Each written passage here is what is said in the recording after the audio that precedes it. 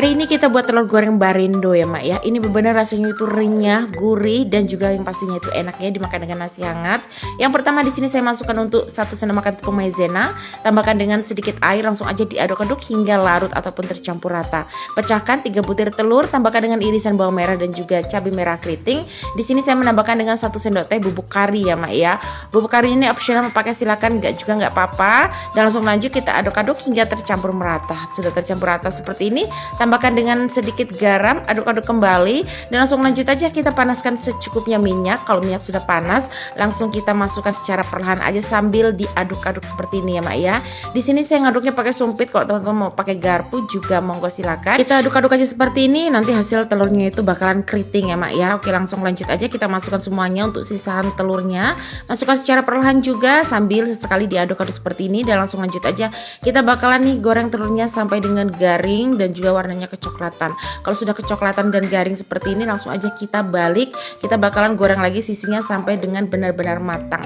Dan ini dia Mak ya, untuk telur barindonya itu sudah matang, sudah garing, jadi langsung aja kita angkat dan tiriskan. Ini benar-benar rasanya itu benar gurih banget, yang pastinya itu crispy.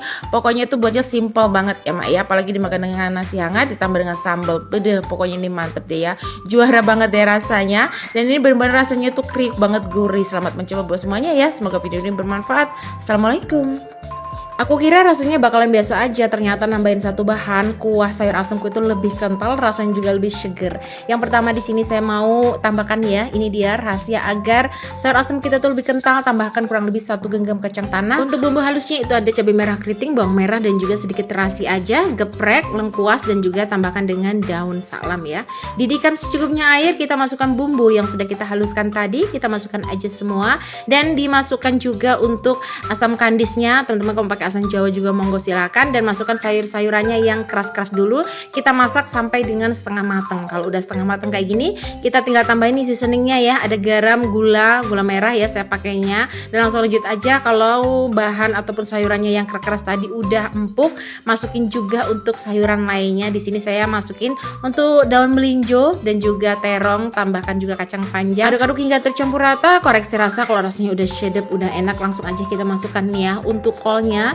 Jadi kolnya ini saya masukin di akhir agar nanti kalau dimakan tuh ada sensasi krenyes-krenyesnya. Jadi ya, buat kalian yang mau sayur asemnya itu bumbunya itu sedikit kental seperti ini, coba deh ditambahkan dengan kacang tanah ya. Kacang tanahnya kita ulek seperti video tadi, rasanya itu bakalan lebih seger, lebih enak. Semoga video ini bermanfaat ya. Assalamualaikum, bye-bye.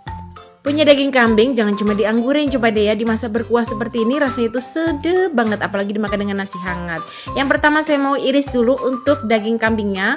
Kebetulan di sini daging kambingnya saya pakai bagian paha ya, untuk irisnya nggak terlalu besar. Dan juga langsung lanjut kita haluskan semua bumbu yang saya sudah tulis di atas. Setelah dihaluskan, panaskan secukupnya minyak, kita tumis bumbu terlebih dahulu. Kita tumis sebentar ya. Setelah itu kita lanjutkan dengan bumbu aromatiknya, ada serai yang sudah digeprek, daun salam dan juga kita tambahkan juga dengan daun jeruk. Kita tumis bumbu sampai benar-benar tanah. Kalau udah tanah kayak gini, langsung aja kita masukkan daging kambing yang sudah kita potong-potong tadi. Ini kurang lebih sebanyak 250 graman gitu ya. Langsung lanjut aja kita tumis sampai berubah warna. Kalau udah berubah warna, tambahkan dengan secukupnya air dan langsung lanjut aja kita tutup, kita masak kurang lebih selama 30 menit aja. Sambil nunggu daging kambingnya itu empuk, kita siapkan dulu untuk irisan tomat dan juga ada kolnya. Langsung aja kita iris-iris sesuai dengan selera aja ya. Kalau ada diiris-iris, langsung lanjut kita kembali ke daging. Kebetulan di sini saya pakai daging bagian paha, jadi nggak keras ya saat dimasak dan nggak perlu masak itu lama-lama. Langsung aja kita seasoning dengan bumbu tambahnya itu ada kecap manis, garam dan juga penyedap rasa. Aduk-aduk hingga tercampur rata. Kalau udah tercampur rata, kita masukkan irisan tomat beserta dengan kolnya dan juga cabai rawit hijaunya. Aduk-aduk hingga tercampur rata, masukkan 1 bungkus santan instan ya. Langsung aja aduk-aduk kembali, dan di sini teman-teman boleh banget koreksi rasanya ya. Kalau rasanya udah enak, udah langsung aja kita sajikan. Ini dia untuk tongseng daging kambing itu udah mateng, beneran ini rasanya tuh sedap banget deh, apalagi dimakan dengan nasi hangat ditaburi dengan bawang goreng, apalagi kalau ditambah dengan emping goreng, bener pokoknya wajib banget untuk kalian coba. Makasih untuk semuanya, semoga video ini bermanfaat. Assalamualaikum, bye bye. Buat kalian pencinta dimsum, coba deh ya buat sendiri gyoza. Ini benar-benar rasanya itu enak walaupun buat sendiri, apalagi dicocol dengan chili oil seperti ini. Yang pertama di sini saya mau dulu iris-iris sayurannya. Bedanya gyoza sama dumpling ataupun wonton itu, kalau gyoza itu ditambah dengan sayuran sayurannya.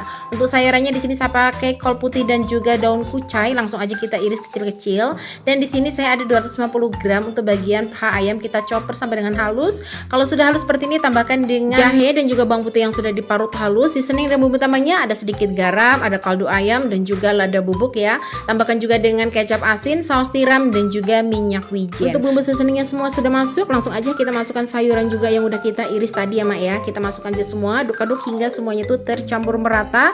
Kalau sudah tercampur rata seperti ini, langsung aja bisa kita bentuk untuk gyozanya. Untuk gyozanya di sini saya pakai kulit dari wonton ya, wonton ataupun dumpling ya, boleh banget. Dan langsung lanjut aja kita masukkan untuk 1 sendok makan kurang lebih ya, isian tadi yang sudah kita buat ya. Langsung aja dilipat sisi kanan dan kiri. Pokoknya buat gyoza ini gampang banget untuk ngebentuknya ya Mak ya.